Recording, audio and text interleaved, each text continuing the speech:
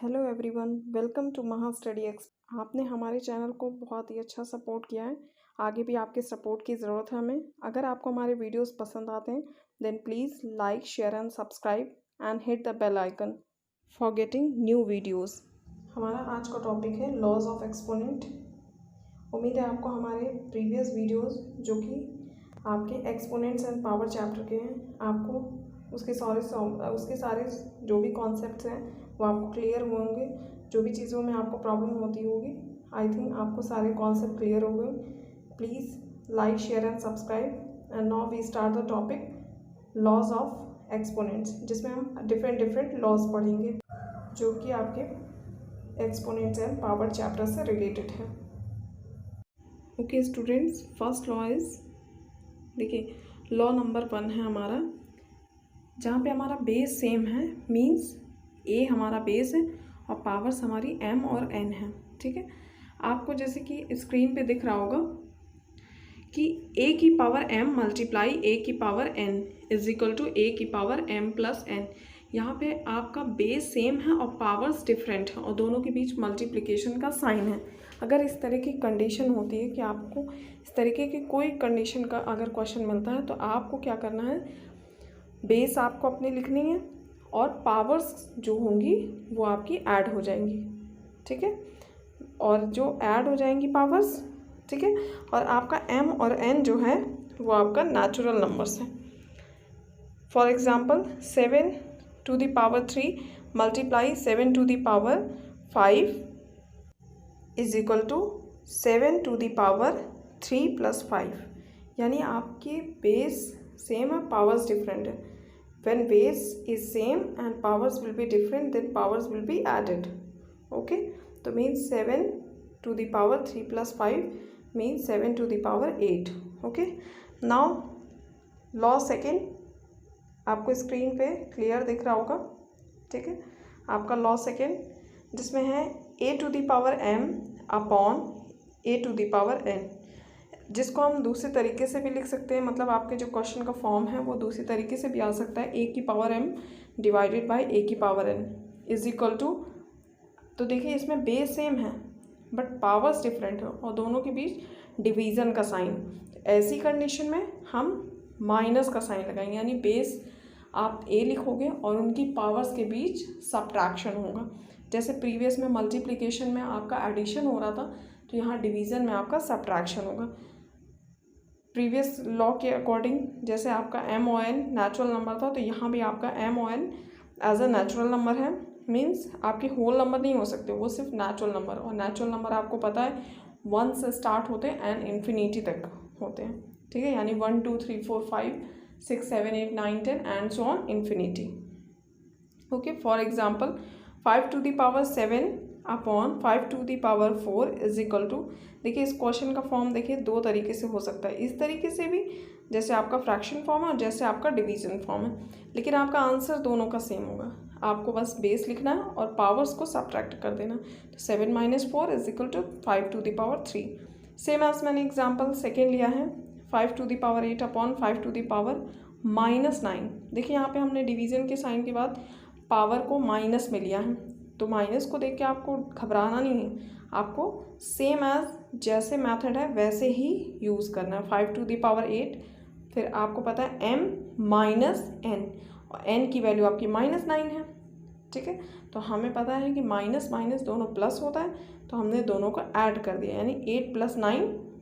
Okay, then power will be 17। Okay, now law third हमारा क्या कह रहा है, a to the power m का होल n। ठीक है, यानी कि होल पावर n होगी। इसमें आपकी क्या है, बेस सेम है, बस पावर्स आपकी डिफरेंट है और दोनों पावर्स आपस में क्या है, मल्टीप्लाई हो रही हैं। ठीक है, तो इस तरह की कंडीशन के कोई भी क्वेश्चन आएंगे तो उनकी पावर्स को आपस में मल्टीप्लाई कर देंगे। बेस पे जो दो पावर्स होंगे उनको दोनों को आपस में मल्टीप्लाई कर देंगे। For example 3 to the power 4 का की होल पावर जो है आपकी 2 है। ठीक है, तो 3 आपका बेस हो जाएगा और 4 × 2 आप कर देंगे तो 3 टू द पावर 8 हो जाएगा। सेम एज सेकेंड एग्जाम्पल जो हमने आपको शो किया है अपनी स्क्रीन पे, आपको ईजिली दिख रहा होगा। -3/4 का whole power 3 and curly braces लगा के आपको पावर 4 लिखा है। तो दो पावर्स हैं, बेस सेम है, तो पावर्स के बीच में क्या होगा, मल्टीप्लिकेशन। 3 × 4 = 12। आई थिंक ये 3 लॉज जो हैं फर्स्ट, सेकेंड, थर्ड, ये आपको क्लियर हो गए। हम अपने नेक्स्ट लॉ पे चलते हैं। ठीक है, हमारा फोर्थ लॉ है A × B का होल पावर m।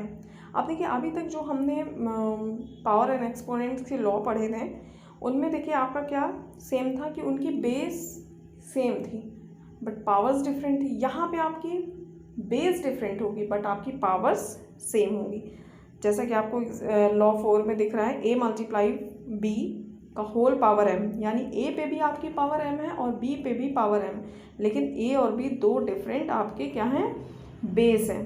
ठीक है, तो आप इनको किस तरीके से लिख सकते हैं, A⁴ multiply B⁴m। Okay, now we take an examples 3 × 4 to the whole power 8। ठीक है, तो आपको कुछ नहीं करना, सिंपल सा 3 की पावर 8 मल्टीप्लाई 4, तो 4 की पावर आपकी 8। ठीक है, बहुत ही इजी क्वेश्चंस है, सॉरी लॉज हैं। ठीक है, लॉज नंबर 5। अब देखिए यहाँ पे भी सेम कंडीशन, आपके दोनों ही जो आपके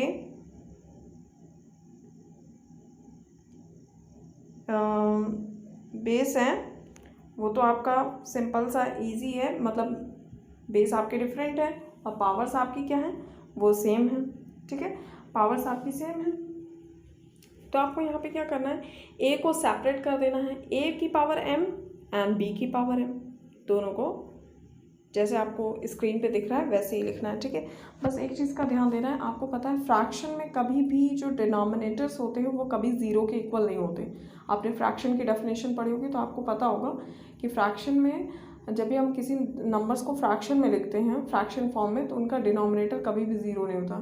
ठीक है, आपके न्यूमरेटर ज़ीरो हो सकते हैं बट डिनोमिनेटर कभी ज़ीरो नहीं हो सकता। तो सेम एज यहाँ पे b की वैल्यू कभी ज़ीरो नहीं हो सकती, अगर वो ज़ीरो होगी तो आपका फ्रैक्शन फॉर्म होगा ही नहीं। ठीक है, तो 2/3 एग्जाम्पल जो हमारा है कि होल पावर 6, तो आप इसको सेपरेट लिख सकते हो 2 की पावर 6/3 की पावर 6। ठीक है, सेम एज एग्जाम्पल सेकेंड है आपका जो कि आपको स्क्रीन पे दिख रहा होगा। थर्ड जो आपको मैंने क्रॉस करके दिखाया है, इसका मतलब बेटा ये है कि यहाँ पे जो हमने नीचे ज़ीरो लिखा है b की वैल्यू यानी डिनोमिनेटर की वैल्यू, वो कभी ज़ीरो नहीं हो सकती। अगर इस तरीके से स्टेटमेंट लिखा है, कोई एग्जाम्पल लिखा है, तो वो रॉन्ग है। ठीक है, नाउ लॉ नंबर 6। ठीक है, A⁻m। अब देखिए यहाँ पे कोई भी आपके बेस की पावर अगर नेगेटिव है तो उसको पॉजिटिव में फॉर्म में अगर आपको चेंज करना है देन आपको क्या करना पड़ेगा, उसका रेसिप्रोकल करना पड़ेगा। ठीक, और अगर आपका कोई भी इस तरीके के फॉर्म में दिया है कि 1/A⁻m दिया हुआ है, आपको उसको पॉजिटिव बनाना है, देन आप उसका रेसिप्रोकल कर देंगे। अच्छा, अगर कोई भी नंबर 1/समथिंग में दिया है, समथिंग कुछ भी नंबर ABCD कुछ भी हो सकता है, तो उसका आपको रेसिप्रोकल करना है, तो वो नंबर आप डायरेक्ट लिख दोगे। जैसे 1/A का रेसिप्रोकल A, 1/Z का रेसिप्रोकल Z, 1/4 का रेसिप्रोकल 4। ठीक है, तो इस तरीके से। नेक्स्ट हमारा जो लॉ नंबर 7 है, ठीक है, आपको अपनी स्क्रीन पे दिख रहा होगा। ठीक है, लॉ नंबर 7, सॉरी पहले आपको उसके एग्जांपल्स दिखा देती हूँ। देखिए 3 टू द पावर -2 है, इसको आपको सपोज दैट पॉजिटिव में बनाना है, इसकी फॉर्म को चेंज करना है, तो देन इसका रेसिप्रोकल कर दिया हमने 1/3 टू द पावर 2। इसी तरीके से सेम एज आपको सेकेंड एग्जांपल जो दिया 8 टू द पावर 4, उसको आपको नेगेटिव में बनाना है पावर को, तो आप क्या लिखेंगे 1/8 टू द पावर -4, 1 कर देंगे, रेसिप्रोकल कर देंगे। ठीक, नेक्स्ट है आपका लॉ नंबर 7, A⁻0 = 1। तो इसका मतलब है A आपका कोई बेस है जिसकी पावर 0 है, तो वो हमेशा उसकी वैल्यू 1 आएगी। मीन्स बेटा आपके कोई भी वैल्यू है, कोई भी नंबर A to Z किसी की भी पावर 0 है, तो मीन्स उसकी वैल्यू 1 आएगी। सपोज दैट मैं आपसे करती हूँ कि 1000 टू द पावर 1, तो आप 1000 टू द पावर 0, तो आप कहेंगे 1 वैल्यू आएगी। आपको कुछ भी सोचने की ज़रूरत नहीं है, कहीं सॉल्व करने की ज़रूरत नहीं। आपसे मैंने कहा कि 1 lakh to the power 0 means value is 1 simply. For example जैसे आपको देखिए 8 to the power 0 is equal to 1, 71 to the power 0 is equal to 1। ये पावर है आपका, डिग्री नहीं है, ठीक है, ये पावर 0 है, ठीक है। तो इसमें आपको कोई कन्फ्यूज़न नहीं होनी चाहिए। आई थिंक ये 7 लॉज जो मैंने आपको अभी एक्सप्लेन किए हैं ये आपको एकदम क्लियर समझ में आ गया होगा, ठीक है। अगर हमारे वीडियोस आपको पसंद आ रहे हैं, हमारे वीडियोस में आपको जो भी टॉपिक है, जो भी प्रॉब्लम्स हैं, अगर आपको समझ में आ रहे हैं, अगर इससे डिफरेंट आपको कोई भी प्रॉब्लम्स हैं, देन मैसेज योर टॉपिक। अगर आपको हमारा ये वीडियो पसंद आया हो then please like, share and subscribe and hit the bell icon for getting new videos. Thanks for watching.